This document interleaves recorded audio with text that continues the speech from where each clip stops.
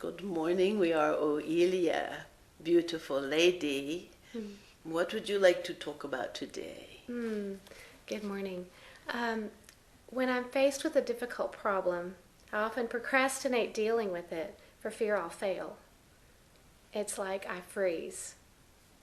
And this makes me suffer and feel bad, suffer and feel bad about myself. So, how can I change this behavior and the thought patterns that go with it? You like those really big questions, don't you? That's very good. Yes. They're big problems. So the very first part of that was, tell us again. Okay. When I'm faced with a difficult problem, I often procrastinate dealing with it for fear I will fail, and I freeze. All right. Difficult problem. Oh, a difficult problem. Now, who says it's difficult? Oh, well, that would be my mind. Indeed, it would. Okay. Is it so? What makes it difficult? That I don't know how to handle it, and I want to make a good decision, so I procrastinate. I think because I don't feel capable at this moment, and somehow I guess I think I will be more capable later. I don't know why. I'm afraid I will fail. That's what it is. I don't want to make a mistake. Oh, all right. Well. Oh, this is good. First of all, it is the mind that says it's difficult, because the mind has somehow disengaged the creative process. The creative process doesn't consider anything difficult. It simply considers something that requires more research or more expansiveness, or a conversation with someone else or something. Creative process doesn't consider difficult. So it's your mind that has shut off the fun of the creativity of learning something different or experiencing something different. Okay.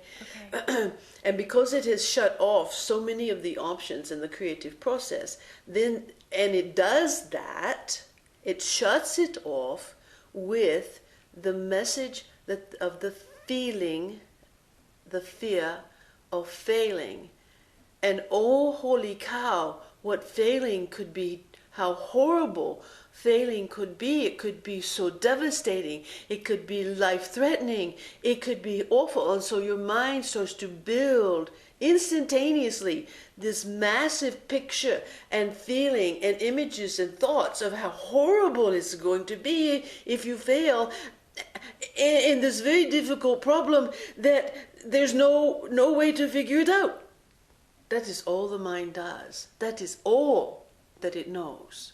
And it is a safety mechanism that you put in place to keep you small and secure and good. Okay. In the eyes of others. Good in the eyes of the world. Now, you have those, you've got some sort of look in your eye. Like, oh, I really want to believe this, or something like that. Well, I'm thinking about the being good. I know that that's very important, to be the good little girl. Yes. Always. So I'm thinking about that part of it and applying it to the situation. Yes. So, first of all, when you think this is too hard for me to figure out, whatever the language is in your head, it's probably one particular phrase that shows up inside of you. Begin to recognize the instant you hear that phrase in your head, or you will feel it in your body, because your body is now attuned to this massively huge picture of doom and failure. And so you're going to have reactions in your body the instant that you hear that phrase inside of you. Yes. as quickly as you can, when you hear that phrase,